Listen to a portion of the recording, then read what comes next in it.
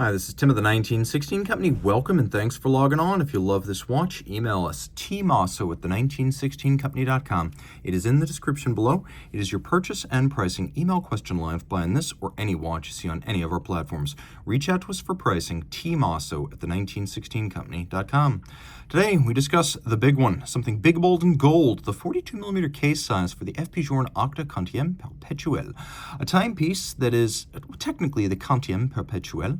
It is the second generation octa-powered FP Journe Perpetual calendar. The first one was launched as a limited edition for the anniversary of Journe's Tokyo boutique, and that was heavily based on the calendrier. The Quantième Perpétuel is a more refined watch that incorporates the lessons learned. It was launched in 2013. The watch gained this dial without the kidney-shaped stainless steel inner dial bezel. This arrived in 2020 as you see it here. And of course, 42 is a larger option size. As Journe phased out the old 38, the two options became 40 and 42. And in a 42mm case, this action-packed dial with many indications breathes particularly well. So now that we're up to speed, we can see that the watch is big at 42 in diameter, but thin as it measures only 11.2 millimeters thick. Now from end link to end link, if you're just measuring the case, the watch is a reasonable 51.5 millimeters, large but not oversized. But when you include the solid end links of the bracelet, it is a much broader 56.7 with a 20 millimeter spacing between the lugs. My wrist is 16 centimeters in circumference, and I can wear this. I would say that on a strap, you could wear this on a wrist of 15 centimeters circumference, but on the bracelet, with the end links projecting out, you want to have a wrist of my size or larger. Here you go. You can see down the barrel that the case is within the bounds of my wrist, but the end links do project over the edge, and that's more evident from over the top. But again, domed bezel, low profile. This is a dress watch that will fit underneath a dress cuff. Taking a look at the bracelet, there's a reason most people don't get this accessory. It's really expensive. It costs tens of thousands of dollars as an option over and above the price of the watch. But when you find it, it is an exquisite thing. These Journe bracelets, 5 links with a diagonal orientation, each side oriented towards the center link, conforming to match the curve of the case, but also the slope of the lugs. Everything's polished until you get to the profile, which is satinated.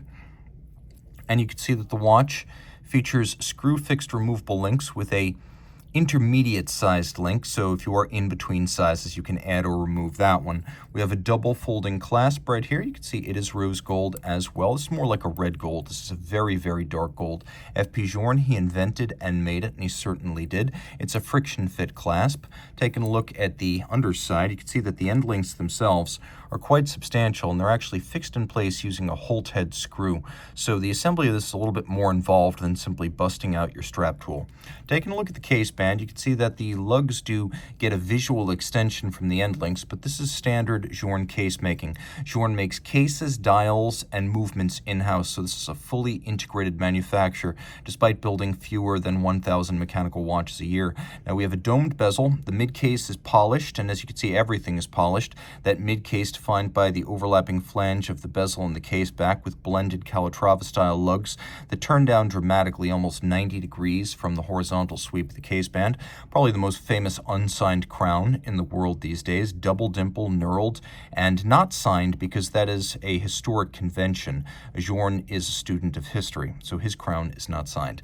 The dial itself features rose gold frames for the calendar, rose gold hands, and rose gold applique, Arabic numerals, which you can see actually shrink. They wax and wane in size as they move around the various obstructions. But the dial itself is made of blued sterling silver, so everything you see is precious metal.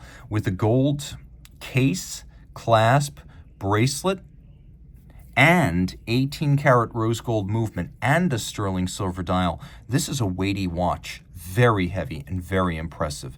Now, Journe made some changes on his original Octa Perpetuel.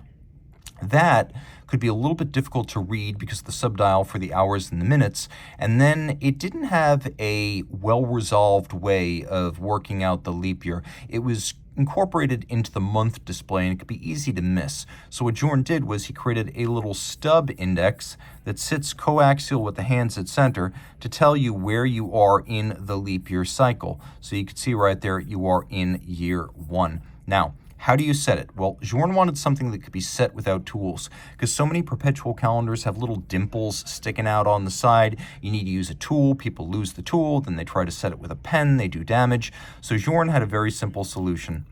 Come up with a system that allowed quick setting of the day and the date through the crown, and then a hideaway lever that lives underneath the lug at 1 o'clock, and then that is used to index the month. And when you don't need it, it lies completely flush with the case. Perpetual calendar, it knows how to deal with leap years. It knows how to deal with irregular length months.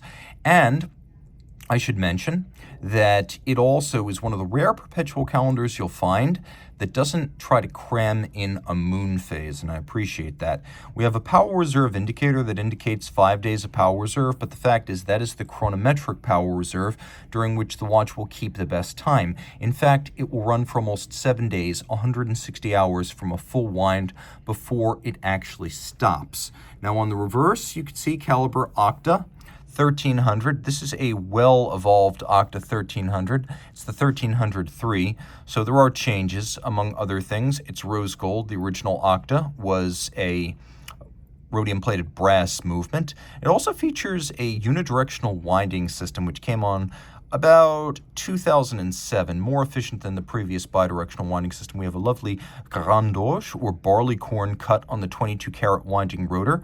People often ask, why is the rotor off-center? And the reason for that is that it has something to do with mating the dial side of the movement to complications. Because the Octa was always designed to drive complications, something about that required moving the rotor off-center on the reverse side. So 5-position adjustment, you can see it has a very large balance with a lot of inertia to shake off shock or concussion-induced timing deviation. And then it oscillates at 3 hertz. It is adjusted in a chronometer and high horology style 5 positions. And you can see Journe really making these bridges out of rose gold. They're not gilded. They are solid all the way through. And of course, all of this water resistant down to 30 meters, though you don't want to go swimming with the Quantième Perpétuel.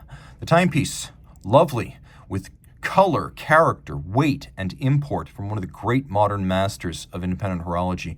Reach out to Team Mosso at the 1916 Company for purchase and pricing details.